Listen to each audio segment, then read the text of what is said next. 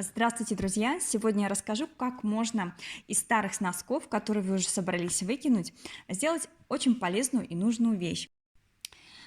Из резинок от носков, которые мы обрезали, можно сделать очень красивое изделие и очень нужное.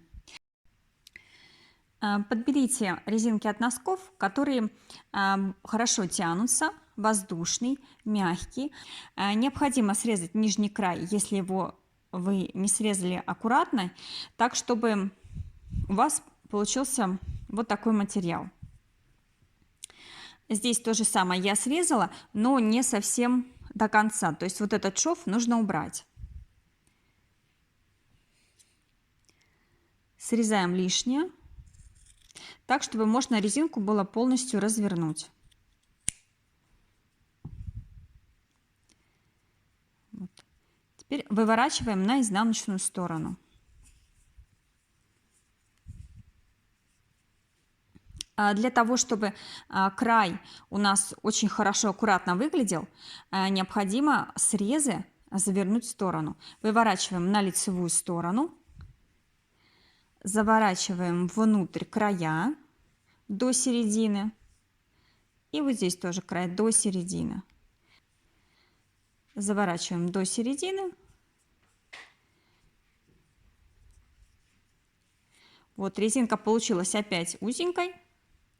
И теперь складываем. То есть вот у нас края завернуты и складываем. И у нас изнанка теперь будет являться лицевой стороной.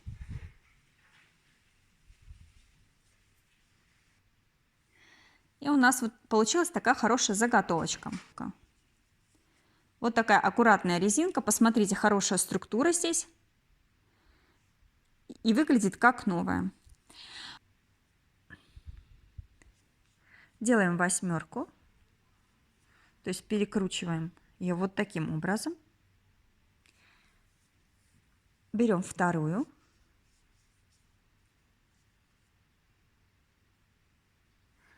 И перекидываем первую на вторую. Теперь берем еще одну резиночку, накидываем. И опять петли, которые получились, опять скидываем.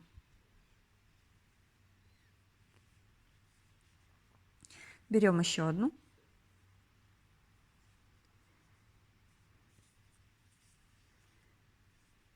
И опять скидываем петли.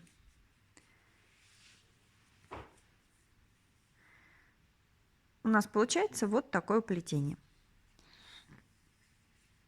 В принципе, оно не очень большое. Берем еще, скидываем.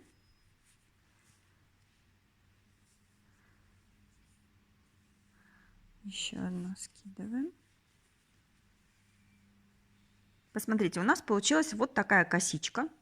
Она очень мягкая, легко растягивается. За счет того, что резинки от носков, которые мы выбрали, они тоже очень мягкие, эластичные, воздушные. Теперь берем и соединяем края. Вот у нас получилось два хвостика. Здесь у нас первое колечко. И теперь просовываем вот так вот один хвостик через колечко. Теперь нужно просто сшить вот эти два хвостика. Они уйдут внутрь колечка потом. И у вас получится вот такая красивая резиночка. Я еще одну сделала. Чередовала с темно-синими носками. И уже я ее сшила. Посмотрите, какая она легкая, легко тянется. Легко ее можно в два оборота сделать, хвостик, либо на косичку. Очень хороший вариант, очень симпатичный и простой. Берем носок старый порванный, отрезаем резинку.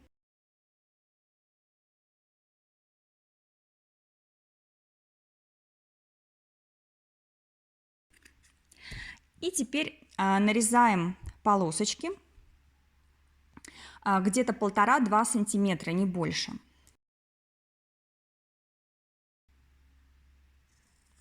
Делаем все приблизительно на глаз. Места с дырками мы обрезаем.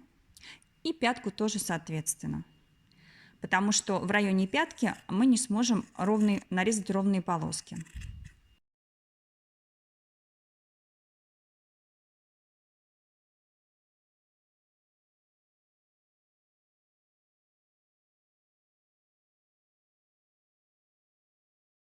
район, где у нас носок, мы его тоже оставляем. Здесь уже ровную полоску не отрезать. Вот таким образом нужно порезать все носки на такие тоненькие полосочки. И очень важный момент, теперь их нужно вытянуть. Посмотрите, что получается с полоской. Неровный край, который, по идее, может крошиться, при растягивании он заворачивается внутрь. И в итоге у нас получается очень красивая полоска. Нужно взять одну резиночку, сложить ее пополам. Вот у нас двойное сложение, и еще перекрутить. Вот у нас получается восьмерка. Вот сюда просовываем один палец, и вот сюда просовываем один палец. Это у нас начало нашего плетения. Берем следующую резиночку, складываем ее пополам и одеваем. Остальные резиночки перекручивать не нужно, восьмерка как первую. И теперь перекидываем петельки первой резинки через вторую. У нас получился вот такой первый стежок. Берем следующую резиночку, опять ее складываем пополам, одеваем на пальцы. И теперь перекидываем петли, которые у нас уже образовались, верхние, на нижнюю.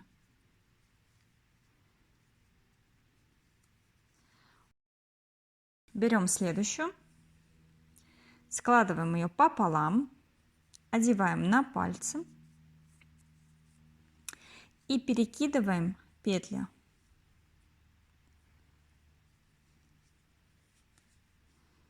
Вот у нас следующая петелька. И таким образом у нас получается вот такая косичка. Косичка объемная. Посмотрите, со всех сторон она вот такая плотненькая и объемная, можно сказать, параллелепипед. У меня получилось почти 5,5 метров косички. В конце у нас получается вот такой вот хвостик. И чтобы его закрыть, достаточно просто один хвостик засунуть в другой и вот так вот вытянуть. И таким образом мы закрыли плетение. Начинаем скручивать. Обязательно следите, чтобы косичка одной и той же стороной была наверх и не перекручивалась. Я здесь чередовала носки разных цветов, чтобы получился небольшой рисунок. Для того, чтобы коврик не распускался, его можно закрепить вот такими иголочками.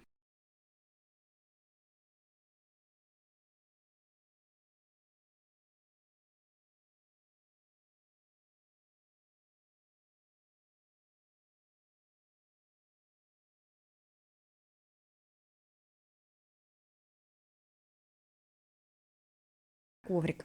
Его можно использовать как в ванной, так и в качестве сидения для жесткой поверхности.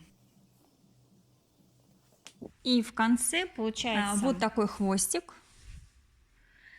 И мы его просто закрепляем вот здесь вот в плетении. И, соответственно, здесь тоже нитками нужно прихватить. Коврик у меня получился большой. Диаметр 36 сантиметров. Вот, посмотрите, 36 сантиметров. Длина косички была приблизительно 5,5 метров, чуть поменьше.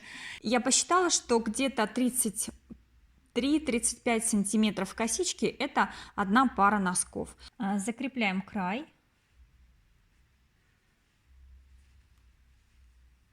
И так нужно пройтись ниткой с иголкой по всему коврику и сшить рядом лежащие косички. Ну вот у нас край. Я уже здесь сшила. Посмотрите, как хорошо получилось, и шва вообще не видно. А вот эти нужно еще соединить. Самый лучший способ, посмотрите как. Вот у меня нитка вышла. Я на этом же уровне вот прокалываю с другой стороны.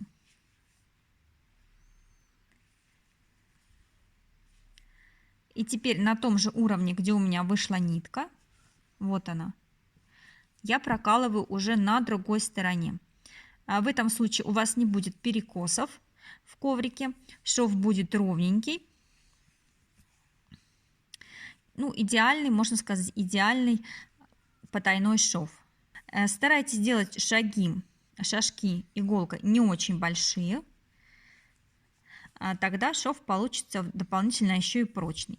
Очень подробный урок, мастер-класс, как делать потайной шов, у меня есть на канале. И я внизу еще размещу ссылочку. И вы шьете на лицо, вы знаете, как оно у вас будет выглядеть. Вот эта вот изнаночная сторона. Здесь, конечно, тоже можно пройтись ниточкой с иголочкой и соединить вот эти две косички.